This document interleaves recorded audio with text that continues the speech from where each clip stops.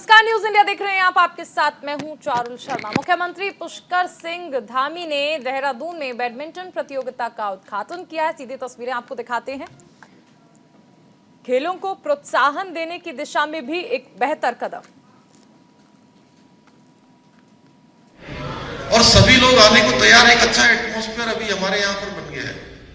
लोग आ रहे हैं, लगातार संपर्क कर रहे हैं, लेकिन असली क्रियान्वयन का काम आप सब लोग हैं। आप लोग सरकार के हाथ, पैर, नाक, कान सब आप लोग हैं। आप चेहरा हैं, दर्पण है। अभी हमने आईएएस अधिकारियों का कल उनका मीट शुरू हुआ। उस मीट में भी मैंने उनसे कहा कि हमारी अपेक्षा आपसे ही है। हमने 3 दिनों का चिंतन किया है। आने वाले समय में हमने कहा है, मैं सचिवालय के भी जो हमारे जो प्रमुख लोग हैं, सेक्शनों में काम करते हैं, उससे ऊपर काम करते हैं, उनके साथ भी हम एक दिन संवाद करना चाहते हैं।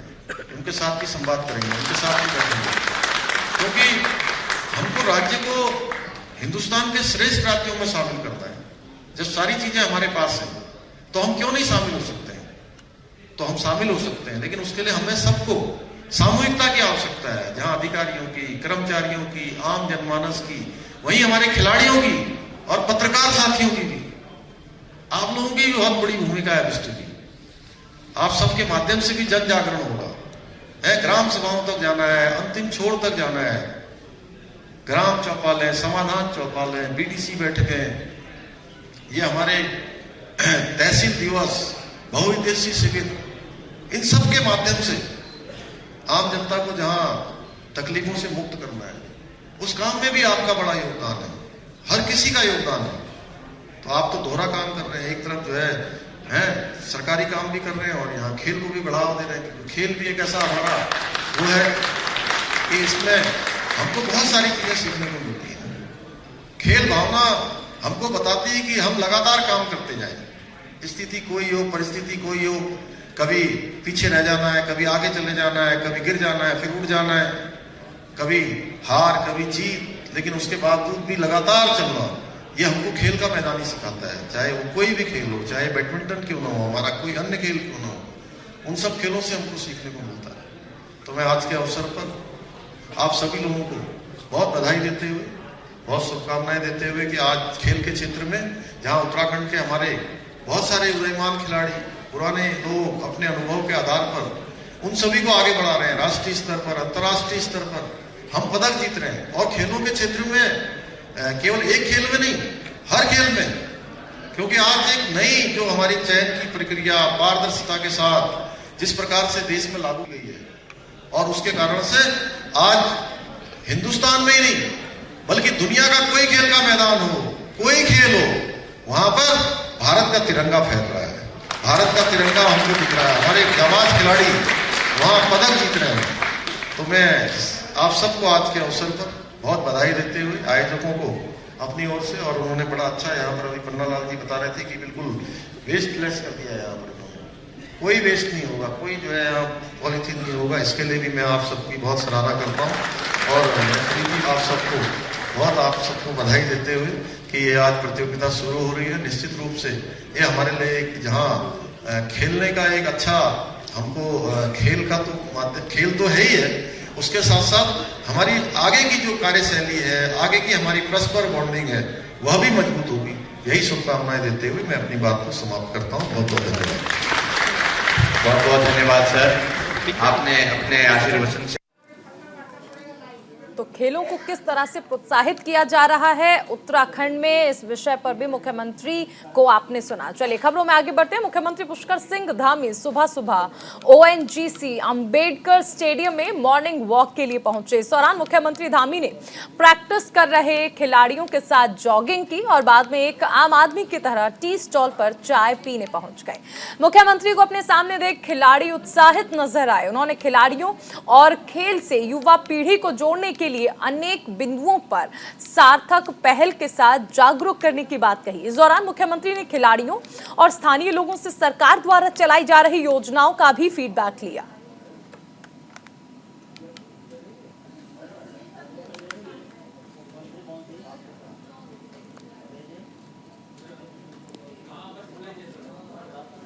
उधर शाहरुख खान और दीपिका पादुकोण की फिल्म पठान के बेशर्म रंग गाने को लेकर पूरे देश में बवाल बढ़ता जा रहा है। भगवा वस्त्र के अपमान को लेकर साधु संतों में भी आक्रोश देखने को मिल रहा है। उत्तराखंड के संत समाज भी अब इस गाने के विरोध में उतर आए हैं। उन्होंने गाने से भगवा वस्त्र को हटाने की मांग की। अखिल भारतीय अखाड़ा परिषद के अध्यक्ष महंत रविंद्र पुरी का कहना है कि शाहरुख खान हमेशा ही हिंदू विरोधी रहे हैं। शाहरुख खान ने जितनी भी फिल्में बनाई हैं उसमें हिंदुओं का अपमान किया है। वहीं निरंजनी अखाड़े के महामंडलेश्वर ललितानंद गिरी ने कहा कि इस तरह के गाने में भगवा का इस्तेमाल करना निंदनीय है।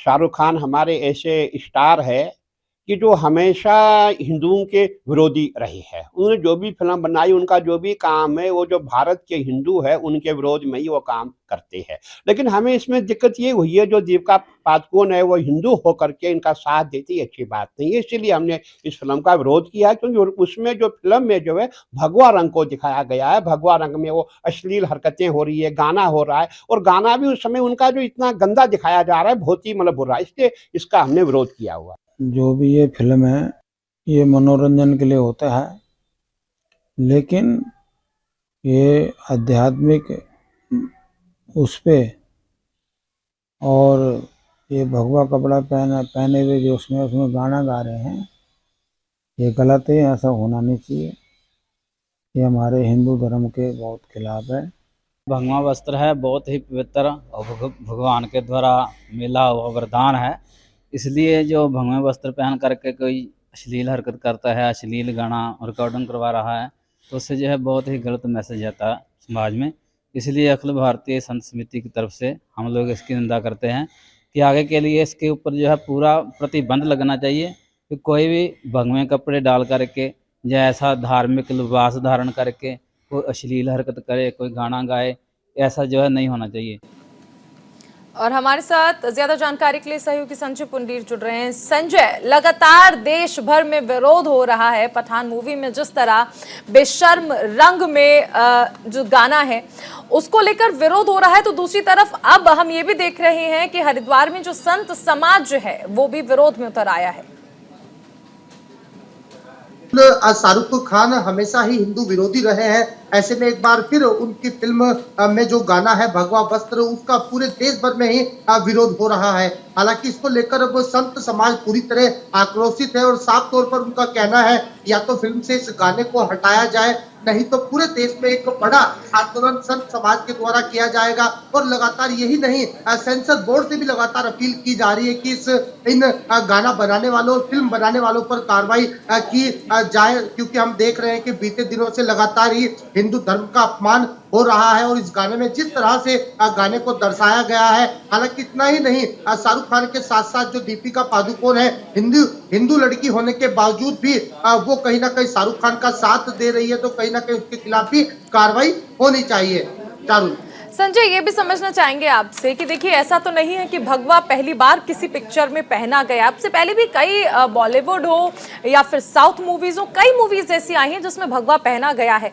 यहाँ ये समझना जरूरी है कि क्या ये विरोध जो है ये रंग का हो रहा है या फिर व्यक्ति विशेष का हो रहा है, क्योंकि शाहरुख खान इस मूवी में है, तो ये विरोध शाहरुख के खिलाफ है या भगवा के खिलाफ है? देखिए चारुल, सबसे पहले आपको बता दें, भगवा रंग हिंदू धर्म का एक ऐसा रंग है, धार्मिक भावनाओं को दर्शाता है। साथ ही साथ जो भगवा रंग का इसमें अपमान किया गया है, यानी इस रंग को बेशर्म रंग बताया गया है। इस बात को लेकर देश भर में ही संत समाज पूरी तरह आक्रोशित है। हालांकि इनका साफ तौर पर कहना है कि जिस तरह शाहरुख खान के द्वारा समय समय पर हिंदू की भावनाओं को कहा जाता है और लगातार हिंदू की भावनाओं को अपमान किया जाता है, वो कहीं ना कहीं निंदनीय है। हालांकि शाहरुख खान के साथ साथ जो भी इस मूवी को बना रहे हैं उनके खिलाफ भी कड़ी कार्रवाई होनी चाहिए। चारुल, बिल्कुल संजय, आप बने रहिए, आगे भी आपसे जानकारी लेंगे। देश के पहले सीडीएस जनरल बिपिन रावत की याद में जल्द ही एक स्मारक बनाया जाएगा। स्मारक के लिए देहरादून के कनक चौक की जमीन को चुना गया है। यहां उनकी 12 फीट लंबी मूर्ति लगाई जाएगी। सैनिक कल्याण मंत्री गणेश जोशी ने अधिकारियों के साथ स्मारक स्थल का निरीक्षण किया। इस दौरान गणेश जोशी ने ऑफिसर्स को 3 महीने के अंदर ही इस मूर्ति को तैयार करने के निर्देश दिए हैं। मंत्री ने कहा कि बिपिन रावत उत्तराखंड के साथ राष्ट्र के गौरव थे। सेना के आधुनिकीकरण और सशक्तिकरण में उनका अहम योगदान रहा है। उत्तराखंड के हर युवा के लिए जनरल रावत प्रेरणा स्रोत रहे हैं। अगले साल 16 मार्च को जब उनकी जयंती होगी, ठीक उसी दिन इस स्मारक का लोकार्पण किया जाएगा।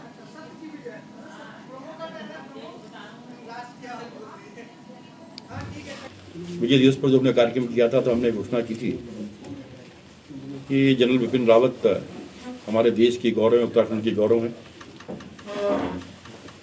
उन्होंने कहा था कि चाइना व पाकिस्तान के साथ हम पर हमला करने हमारी सेना से लड़ने में सक्षम है और सर्जिकल स्ट्राइक करने का श्रेय भी बिपिन रावत जी को जाता है। कनक चौक का नाम बदलकर हम बिपिन रावत जी के नाम पर रख रहे हैं और वहाँ पर उनके नाम पर एक स्मारक बनाया जा रहा है और 14 मार्च को उनकी जयंती के अवसर पर उसका लोकार्पण माननीय मुख्यमंत्री के कार्यक्रमों द्वारा होगा। यही इस महान नायक को हमारी श्रद्धांजलि होगी। तो देहरादून के कनक चौक पर स्मारक बनाने की बातें कही जा रही हैं। देश के पहले सीडीएस जनरल बिपिन रावत की देहरादून में मूर्ति बनाने की बात कही जा रही है, स्मारक बनाने की बात कही जा रही है और ये भी कहा जा रहा है कि हर युवा के लिए प्रेरणा स्रोत रहे हैं। उन्होंने बताया कि किस तरह से सेना के आधुनिकीकरण और सशक्तिकरण में जनरल बिपिन रावत की भूमिका रही है। गणेश जोशी ने ऑफिसर्स को 3 महीने के भीतर ही इस प्रतिमा को तैयार करने के लिए कहा है, स्मारक को तैयार करने के लिए कहा गया है।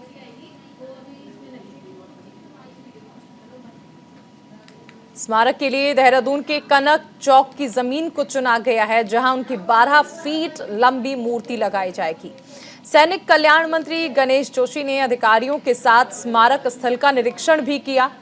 गणेश जोशी ने ऑफिसर्स को 3 महीने के अंदर ही इसे तैयार करने को कहा है। उन्होंने कहा कि उत्तराखंड के साथ ही राष्ट्र का गौरव थे जनरल बिपिन रावत। सेना के आधुनिकीकरण और सशक्तिकरण में उनका अहम योगदान रहा है। उत्तराखंड के हर युवा के लिए जनरल रावत प्रेरणा स्रोत रहे हैं। अगले साल 16 मार्च को जब उनकी जयंती होगी, ठीक उसी दिन इस स्मारक का लोकार्पण किया जाएगा। तो देखिए, जमीन को चुन लिया गया है और निरीक्षण करने के लिए खुद गणेश जोशी वहां पर पहुंचे। 3 महीने का वक्त दिया गया है अधिकारियों को और निर्देश दिया गया है कि 3 महीने के अंदर इसे बना लिया जाए। 12 फीट लंबी मूर्ति जनरल बिपिन रावत, देश के पहले सीडीएस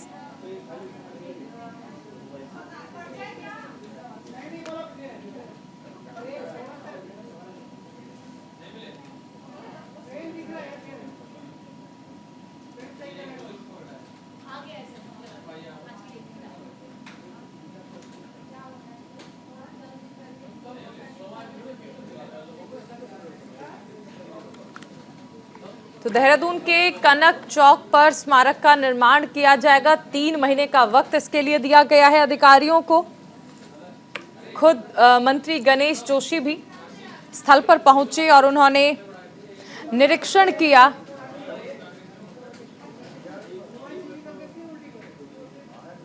देश के पहले सीडीएस जनरल बिपिन रावत की याद में 12 फीट लंबा स्मारक।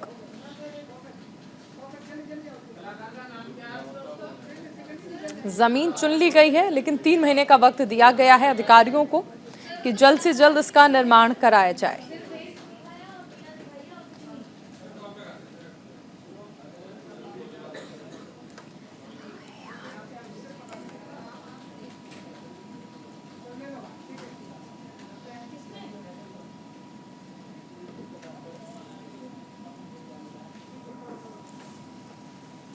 सहयोगी हितेश त्यागी हमारे साथ जुड़ रहे हैं। हितेश, 3 महीने का वक्त दिया गया है जनरल बिपिन रावत की 12 फीट लंबी प्रतिमा को लगाने के लिए, क्या तैयारियां इस वक्त वहां पर चल रही हैं? क्योंकि मंत्री की ओर से स्पष्ट कर दिया गया है कि जल्द से जल्द निर्माण कार्य पूरा होना चाहिए। जी बिल्कुल, देखिए राजधानी देहरादून के कनक चौक पर यह मूर्ति स्थापित की जानी है और 12 फीट लंबी है मूर्ति होगी। और सबसे बड़ी बात यह है कि जिस तरीके से मुख्यमंत्री पुष्कर सिंह धामी ने और सैनिक कल्याण मंत्री गणेश जोशी ने अधिकारियों को निर्देशित कर दिया है, साफ तौर पर कह दिया गया है कि 3 महीने के अंतराल में इस मूर्ति को स्थापित करना ही करना है। और उसके लिए अधिकारी भी तैयारियों में जुट गए हैं। लगातार जिस तरीके से पिछले कई महीनों से इसके लिए जो सैनिक कल्याण मंत्री है गणेश जोशी वो जगह तलाश रहे थे, आखिरकार उनको काफी लंबे समय के बाद जगह भी मिल गई है। लेकिन जिस तरीके से उत्तराखंड ही नहीं पूरे देश के गौरव थे जनरल बिपिन रावत, तो उनकी याद में इस तरह की जो मूर्ति है वो राजधानी देहरादून ही नहीं बल्कि उत्तराखंड के कई ऐसे बड़े जिले हैं जहाँ पर ये मूर्ति स्थापित की जानी है। जी चलिए, आप बने रहिए हितेश, आगे भी आपसे जानकारी ली जाएगी।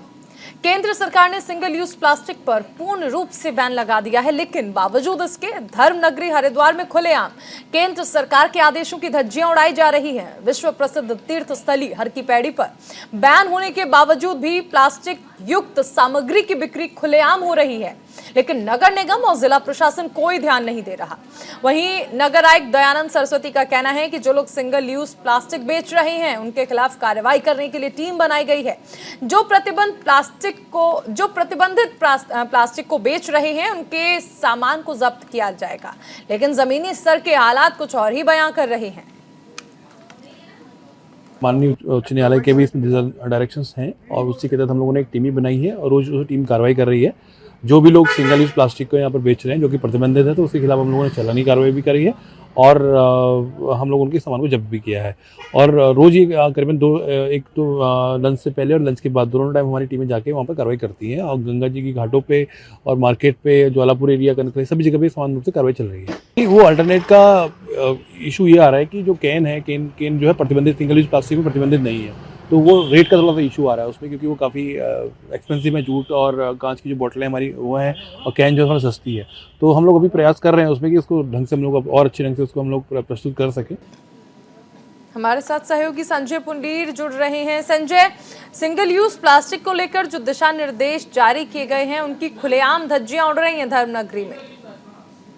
देखिए चारुल, देश भर में 1 जुलाई से बीते जुलाई से कहीं ना कहीं सिंगल यूज प्लास्टिक को पूरी तरह प्रतिबंध कर दिया था। उसके बाद से ही बेचने वालों और खरीदने वालों के लिए एक सजा का प्रावधान कहा था और जुर्माने की धनराशि रखी गई थी। लेकिन बावजूद इसके सिंगल यूज प्लास्टिक किस तरह से धड़ल्ले से बिक रही है, इसका अंदाजा आप तस्वीरों में देख के लगा सकते हैं। और हरिद्वार के आसपास क्षेत्रों में भी लगातार सिंगल यूज प्लास्टिक धड़ल्ले से बिक रही है। कहा जा सकता है कि जिस तरह से नगर आयुक्त तमाम वायदे करते हैं कि जो सिंगल यूज प्लास्टिक है वो बिल्कुल नहीं बिक रही है, हालांकि तस्वीरों से अंदाजा लगाया जा सकता है या तो नगर निगम की मिलीभगत है इसमें या फिर कार्रवाई करने में असमर्थ है। हालांकि लगातार समय समय पर कार्रवाई भी करते हैं, लेकिन बावजूद इसके जो सिंगल यूज बेचने वाले हैं वो कहीं ना कहीं पूरी तरह लापरवाह बन जाते हैं और फिर अगले ही दिन से यहाँ पर सिंगल यूज प्लास्टिक बेचने लग जाते हैं। हालांकि हमारी खबर चलने के बाद अब किस तरह से नगर निगम इस पर कार्रवाई करता है और किस तरह से लोग इस पर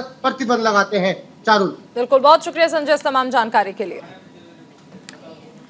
उधर बिजली के बढ़ते दामों के विरोध में हरिद्वार में कांग्रेस कार्यकर्ता राज्य सरकार के खिलाफ प्रदर्शन करते नजर आए। चंद्राचार्य चौक पर बड़ी संख्या में कांग्रेस कार्यकर्ताओं ने राज्य सरकार का पुतला फूंका और बढ़े हुए बिजली के दामों को वापस लेने की मांग की। इस दौरान कांग्रेस नेताओं ने कहा कि लोग पहले ही महंगाई और बेरोजगारी से त्रस्त हैं, ऊपर से सरकार बिजली के दामों में बढ़ोतरी करके जनता को और परेशान कर रही है। कांग्रेस नेताओं से चेतावनी देते हुए कहा कि अगर सरकार ने बढ़ाए हुए दाम वापस नहीं लिए तो कांग्रेस उग्र प्रदर्शन करेगी।